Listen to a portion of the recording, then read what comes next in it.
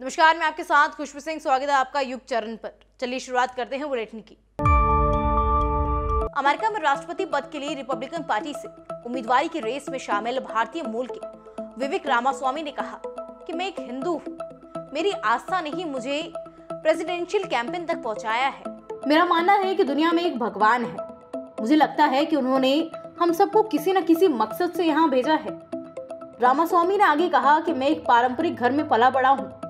मेरे माता पिता ने मुझे सिखाया कि परिवार ही नींव है। अपने माता पिता का सम्मान करें। शादी बहुत ही पवित्र रिश्ता है, इसका अपमान करना बेहद गलत है। हम कभी भी तलाक को अपनी प्राथमिकता बनाकर नहीं चुन सकते। हम भगवान के सामने शादी करते हैं, उनके और अपने परिवार को शपथ देते हैं। अमेरिका में चुनाव के लिए कैंपेन के दौरान आयोवा में फैमिली फोरम में हिस्सा लेने पहुंचे रामास्वामी ने आगे कहा, भगवान में मेरी आस्था मुझे सिखाती है कि हम सबका एक कर्तव्य है और उसे पहचानना बेहद जरूरी है। हम सब बराबर हैं क्योंकि सभी के अंदर भगवान बसते हैं। यही बात मेरी आस्था की बुनियाद भी है। रविवार को सोशल मीडिया पर एक स्क्रीनशॉट वायरल हो रहा है जिसमें भारतीय अर्थव्यवस्था को पहली बार $4 ट्रिलियन यानी 4 लाख करोड़ डॉलर के पार निकलने का दावा बताया जा रहा है।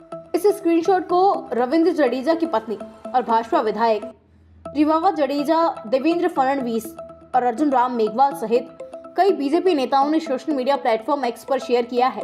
इसके अलावा भारत के दूसरे सबसे अमीर शख्स गौतम अडानी ने भी भारत के $4 ट्रिलियन इकोनॉमी बनने पर बधाई दी है। हालांकि बाद में उन्होंने इस पोस्ट को डिलीट कर दिया। आधिकारिक तौर पर भी सरकार की ओर से इसे लेकर कोई जानकारी नहीं दी गई है। जीडीपी इकोनॉमी की हेल्थ को ट्रैक करने के लिए उपयोग किए जाने वाले सबसे कॉमन इंडिकेटर्स में से एक है। प्रधानमंत्री Narendra Modi world cup final वाले दिन चुनावी सभा में क्रिकेट मूड में दिखे। उन्होंने राजस्थान के चूरू के तारानगर और झुंझुनू में कहा कि कांग्रेस वाले एक दूसरे को रन आउट करने में लगे हैं। जो बचे हैं वो महिलाओं और अन्य मुद्दों पर गलत बयान देकर हिट विकेट हुए जा रहे हैं। बाकी जो हैं वो पैसे लेकर, रिश्वत लेकर मैच फिक्सिंग कर लेते हैं। पीएम ने कहा कि जब इनकी टीम ही इतनी खराब है तो ये क्या रन बनाएंगे और आपका क्या काम करेंगे। हमें हर पोलिंग बूथ पर 5 से 7 सेंचुरी लगानी है। मोदी ने कहा कि कांग्रेस के राज में इस भूमि पर ईश्वर का नाम लेना भी मुश्किल हो गया है। एक तरफ भाजपा है जो करतारपुर साहिब कॉरिडोर बनवाती है, वहीं दूसरी तरफ कांग्रेस अपने राज में यहाँ शोभा यात्रा तक नहीं निकालने देती।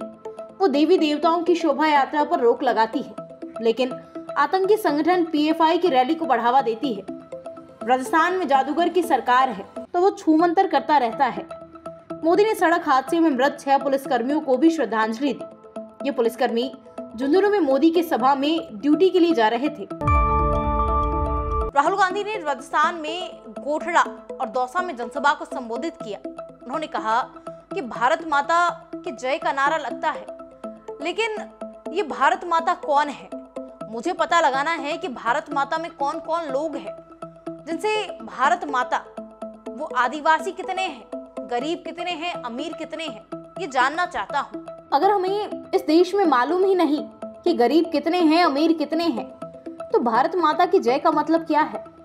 इसलिए इस देश को एक क्रांतिकारी काम करना है। हमें जातिगत जनगणना करवानी पड़ेगी। देश में पिछड़ों की आबादी लगभग 50% है, लेकिन दलितों को चलाने में इनकी कोई भूमिका नहीं है। देश को विधायक या सांसद नहीं चलाते, देश को सरकार के अफसर चलाते हैं। नेता चुनाव हारते हैं लेकिन अफसर कभी नहीं बदला जाता। इसलिए मैंने पार्लियामेंट में सवाल पूछा नरेंद्र मोदी जी से, आप अपने आप को ओबीसी कहते हो, लेकिन देश को जो 90 अफसर चलाते हैं उनमें से ओबीसी, दलित, आदिवासी कितने हैं? तो इस सवाल पर नरेंद्र मोदी ने कुछ भी जवाब नहीं दिया। ऐसी तमाम खबरें देखने के लिए बने रहिए युग चरण के साथ और सब्सक्राइब कीजिए हमारे चैनल को।